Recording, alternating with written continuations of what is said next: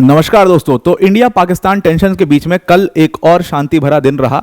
प्रधानमंत्री नरेंद्र मोदी का एक एड्रेस नेशन की तरफ आया जिसमें कई सारी बातें की गई। कई बातों को हमने आप तक पहुंचा भी दिया है, जिसमें उन्होंने कहा कि ट्रेड और टेरर एक साथ नहीं हो सकता और अब हम किसी भी न्यूक्लियर धमकी से डरने वरने वाले नहीं हैं।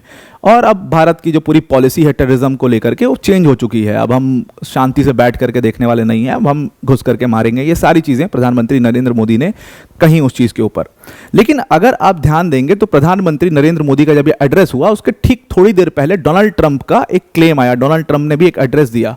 डोनाल्ड ट्रंप ने उसमें क्लेम किया कि इस पूरे मामले को मैंने रिजॉल्व करा दिया, मैंने एक बहुत बड़ा न्यूक्लियर कॉन्फ्लिक्ट होते होते उसको रिजॉल्व करा दिया है। ये सब बातें उन्होंने उसमें कही और उन्होंने अपनी भूमिका बताई कि ये जो पूरा कॉन्फ्लिक्ट था इसमें यूएस की बहुत बड़ी भूमिका रही और दुनिया भर की ये सब बातें डोनाल्ड ट्रंप ने कही।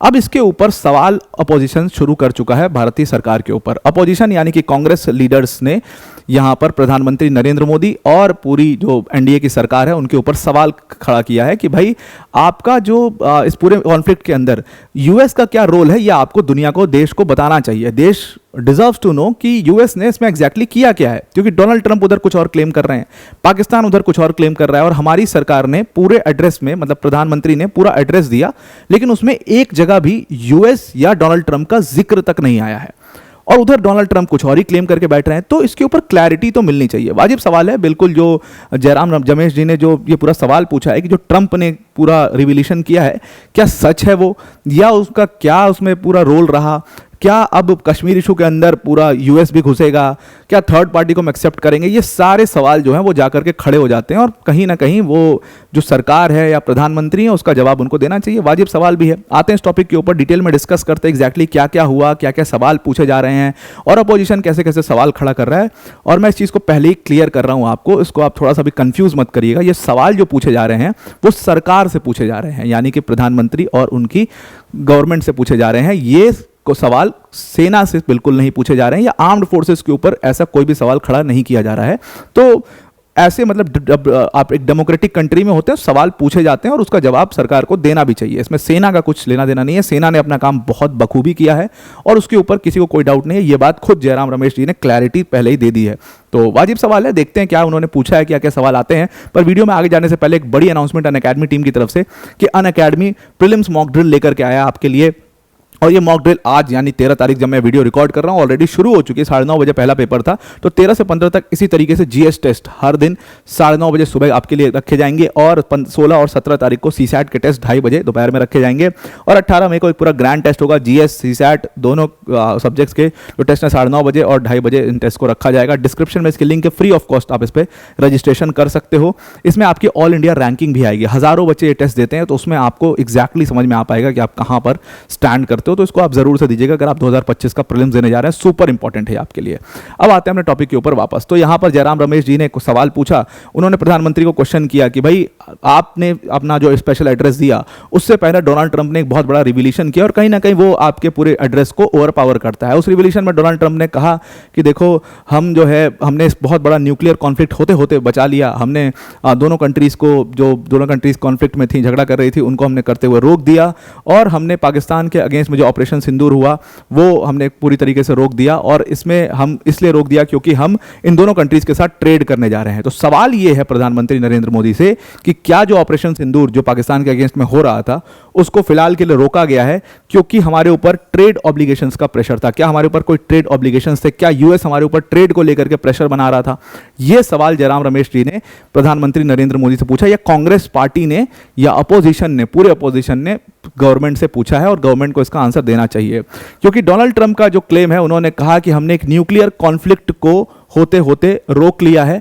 और न्यूक्लियर कॉन्फ्लिक्ट को किस बिना पर रोका गया है, किस रीजन पर रोका गया है? वो इसलिए क्योंकि अब उन्होंने कहा कि हम बहुत सारा ट्रेड करेंगे इन दोनों कंट्रीज के साथ और सारी हॉस्टिलिटीज फिर खत्म हो जाएगी, दोनों कंट्रीज की आपस में दोस्ती हो जाएगी, ये उन्होंने कहा। उसके बाद तुरंत जैसे ही पीएम मोदी का पूरा स्पेशल एड्रेस आता है तो उसमें सब लोग एक्सपेक्ट कर रहे थे कि ये मतलब यूएस के बारे में या डोनाल्ड ट्रंप के बारे में कहीं ना कहीं कोई जिक्र आएगा, क्या रोल है यूएस का वो बताएंगे इसमें कि उन्होंने क्या मीडिएशन किया है और उसके क्या शर्तें हैं, क्या चीज़ें हैं। लेकिन कहीं पर भी किसी चीज़ तरीके का कोई जिक्र नहीं आया और ये क्यूरोसिटी आपको भी होगी ही, ऑब्वियसली 100% होगी, क्योंकि डोनाल्ड ट्रंप उधर कुछ और ही क्लेम करके बैठ रहे हैं। मैंने भी कई सारे आर्टिकल्स पढ़े और मतलब एकदम दोनों यू टर्न वाले आर्टिकल्स हैं। एक तरफ डोनाल्ड ट्रंप क्लेम कर रहे हैं कि भाई हमने कॉन्फ्लिक्ट शांत करा दिया, सब लोग अपने अपने घर हैं, आराम से हैं, मामला पूरा 2 दिन से पूरा शांत है, इसमें यूएस ने इसको कराया है और यूएस को क्यूडोस टू यूएस गवर्नमेंट और दुनिया भर की चीज़ें वो लिख रहे हैं एडमिनिस्ट्रेशन के लिए अपने। और दूसरी तरफ पीएम मोदी का स्पेशल एड्रेस आता है, उसमें कहीं जिक्र नहीं, ब्रीफिंग आती है उसमें कोई जिक्र नहीं, कहीं पर कोई जिक्र ही नहीं है यूएस का। तो भारत के साइड से यूएस का कहीं कोई जिक्र नहीं आ रहा है, यूएस कुछ और ही क्लेम कर रहा है इसमें। तो क्लैरिटी तो इसके ऊपर 100% आपको भी मिलनी चाहिए और जो अपोजिशन मांग रहा है उसको भी क्लैरिटी मिलनी चाहिए, इसमें तो कोई दिक्कत की बात है नहीं। तो उन्होंने अपने ट्विटर अकाउंट पर लिखा कि द प्राइम मिनिस्टर और जो उनके साथ के लोग हैं उनको कहीं ना कहीं इसका आंसर देना चाहिए कि डोनाल्ड ट्रंप जो क्लेम कर रहे हैं उसका क्लेम का क्या सत्यता क्या है, मतलब सरकार का क्या स्टैंड है उसके ऊपर, क्या सरकार सच में उनके साथ मिलकर के बातचीत कर रही है। तो सवाल जो पूछे गए उसमें सवाल ये पूछे जा रहे हैं कि क्या इंडिया ने यूएस मीडिएशन के लिए एक्सेप्ट कर लिया है, क्या यूएस अब इन दोनों हमारे इंडिया पाकिस्तान के बीच का जो मीडिएशन है उसको लेकर के आगे जाएगा, क्या इंडिया ने यूएस के साथ या पाकिस्तान यूएस की वजह से पाकिस्तान के साथ बातचीत करने के लिए एक न्यूट्रल साइट तय कर ली है और पाकिस्तान के साथ अब डायलॉग जो है वो दोबारा से शुरू हो जाएगा, क्या इंडिया ने यूएस के लिए मार्केट्स खोलने की भी बात कर दी क्योंकि इसका भी जिक्र डोनाल्ड ट्रंप ने किया। तो ये सारे कुछ वाजिब जवाब जो सवाल हैं वो पूछे गए हैं सरकार से और सरकार को इसका जवाब देना चाहिए जो अपोजिशन ने यहाँ पर पूछा है। देखिए एक बहुत बड़ी बात यह है कि अभी तक जो कश्मीर इशू था, कश्मीर इशू के ऊपर हम किसी से भी कुछ भी आज तक डिस्कस नहीं करते थे। क्यों कश्मीर इशू को? ये कश्मीर इशू जो है हमेशा से भारत का स्टैंड इसके ऊपर ये रहा है कि ये हमारा बायलैटरल मामला है, मतलब भारत और पाकिस्तान का आपस का मामला है, आपस में हम इसको रिजॉल्व करेंगे, आपस में इसको, और रिजॉल्व भी क्या करना, सुलझाना क्या है। कल प्रधानमंत्री ने सीधा बोला कि हम तो डायरेक्ट बात करेंगे पीओके वापस देने की, भाई कब वापस दे रहे हो हमारा पीओके ये बताओ। तो ये हमारा एक बायलैटरल मामला और ये मामला पूरा खिचड़ी क्यों बना था, क्योंकि ये मामला यूएन में चला गया। ये वही कंट्रीज हैं, ये वही यूएस है जो एक समय पर पाकिस्तान को सपोर्ट करता था, ये वही इंटरनेशनल ऑर्गेनाइजेशंस हैं जिन्होंने हमेशा कश्मीर इशू को इंटरनेशनलाइज करने की कोशिश करी है। आप कोई भी इंटरनेशनल ऑर्गेनाइजेशन का मैप उठा करके देखिए, भारत का मैप आज भी ये लोग डिस्टॉर्टेड दिखाते हैं। आप वर्ल्ड एथलेट उठाइए, आप ब्रिटानिका उठाइए, हर जगह पर भारत का मैप डिस्टॉर्टेड दिखाया जाता है। कई सारे चैनल्स हैं, हिस्ट्री टीवी वगैरह हैं, उस पर जाकर के देखिए, आज भी भारत का मैप जब वो लोग दिखाते हैं, डिस्टॉर्टेड मैप भारत का वो लोग दिखाते हैं। उसका क्या रीज़न है? क्योंकि वो इसको एक डिस्प्यूटेड टेरिटरी मानते हैं, वो इस पूरे मैटर को इंटरनेशनलाइज करने की कोशिश करते हैं। इस पूरे सवाल की वाजिबता ये है कि अगर हम यूएस का मीडिएशन एक्सेप्ट कर रहे हैं तो इसका मतलब कहीं ना कहीं हम इस मैटर को इंटरनेशनलाइज कर रहे हैं, फर्दर इंटरनेशनलाइज कर रहे हैं, जो कि इंडियन स्टैंड के बहुत ज़्यादा अगेंस्ट है। इसीलिए ये सवाल सरकार से पूछा गया है। तो क्या कश्मीर इशू पर सच में हमने यूएस मीडिएशन एक्सेप्ट कर लिया है?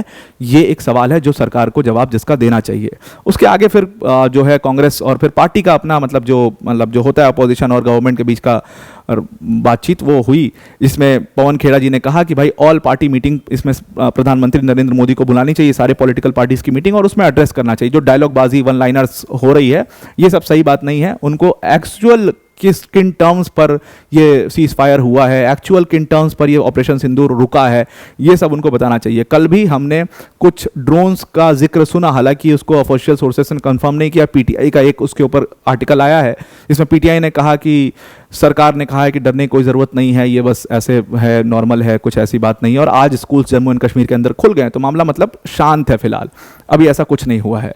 फिर पवन खेड़ा जी ने इसमें अपनी सफाई भी दी आगे चल करके कि देखो जो हमारा आर्म्ड फोर्सेस है, जयराम रमेश जी ने उस पर सफाई दी अपनी कि जो हमारी आर्म्ड फोर्सेस है इसके ऊपर हम बिल्कुल सवाल नहीं उठा रहे, हम बिल्कुल प्राउड है उनके ऊपर, हमको 100% भरोसा है उनके ऊपर, और उन्होंने मतलब बहुत अच्छा काम किया है और उन्होंने हमें डिफेंड किया है बहुत अच्छे तरीके से।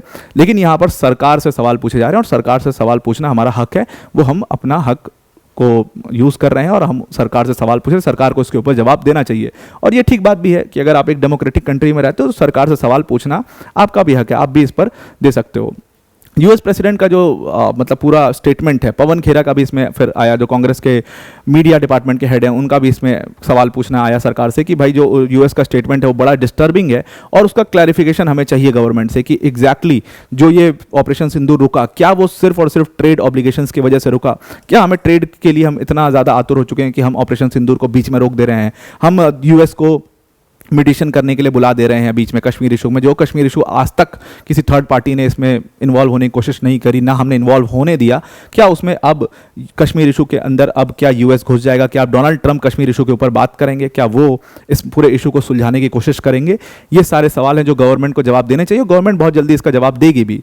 कुछ नाराज़गी भी अपोजिशन की रही गवर्नमेंट से। अपोजिशन ने यहाँ पर कहा कि देखो प्रधानमंत्री नरेंद्र मोदी जो हैं वो दोनों ऑल पार्टी मीटिंग्स जो होती हैं, 2 ऑल पार्टी मीटिंग्स हुई अभी इस पूरे बीच में, और उन दोनों ऑल पार्टी मीटिंग से प्रधानमंत्री नरेंद्र मोदी गायब रहे, वो इन दोनों पार्टी मीटिंग्स में नहीं पहुंचे, वो एब्सेंट रहे। तो क्या ये रुख है उनका सारे पॉलिटिकल पार्टीज को लेकर के? तो एक पॉलिटिकल पार्टी की मीटिंग रखनी चाहिए, उसमें प्रधानमंत्री नरेंद्र मोदी को शिरकत करनी चाहिए, क्योंकि उन्होंने जो ऑल पार्टी मीटिंग्स हुई, एक तो उसमें आए नहीं, और जो लोग आए भी उनके पार्टी के, उन्होंने यूएस के रोल के ऊपर कोई बातचीत इसमें नहीं करी। फिर स्पेशल एड्रेस हुआ, उसमें भी यूएस के ऊपर कोई बातचीत नहीं की गई है। प्रधानमंत्री नरेंद्र मोदी ने जो स्पेशल एड्रेस दिया उसमें हालांकि उन्होंने कहा कि टेरर और ट्रेड, अब ये दोनों बड़े ही स्पेशल स्टेटमेंट जो उन्होंने दिया कि टेरर और ट्रेड दोनों साथ साथ नहीं चल सकते, ब्लड और वाटर दोनों साथ साथ फ्लो नहीं हो सकते, ये बात उन्होंने कही। तो इसका मतलब कि ट्रेड करना का जो ऑब्लिगेशन है इंडिया के ऊपर वो शायद नहीं है। मतलब वो कह रहे हैं कि जब तक टेरर पूरी तरीके से खत्म नहीं होगा तब तक ट्रेड शुरू नहीं होगा। लेकिन क्या ट्रेड ऑब्लिगेशंस की वजह से यूएस ने हमारे ऊपर प्रेशर बनाया है? वो एक बहुत बड़ा सवाल है जो सरकार को, प्रधानमंत्री नरेंद्र मोदी को जवाब जिसका देना है, जो अपोजिशन कांग्रेस ने उनके ऊपर उठाया है। तो आई आपको ये पूरा आर्टिकल समझ में आ गया होगा। आप भी अपने क्वेश्चंस भेजिएगा, आप भी कमेंट में बताइएगा कि क्या यही सवाल आपके दिमाग में भी आ रहे हैं या आप इसके बारे में क्या सोचते हैं, तो आप ज़रूर से लिख के बताइएगा। पर वीडियो को एंड करने से पहले अनअकैडमी टीम की तरफ से बड़ी अनाउंसमेंट है कि अनअकैडमी ने यहाँ पर प्रीलिम्स मॉक ड्रिल लेकर के आपके लिए 13 to 15 में जीएस टेस्ट होंगे 9:30 बजे सुबह, और 16 और 17 मई को सीसैट टेस्ट होंगे 2:30 बजे। उसके बाद एक ग्रैंड टेस्ट होगा 18 मई को जीएस सीसैट का 9:30 बजे सुबह और 2:30 बजे।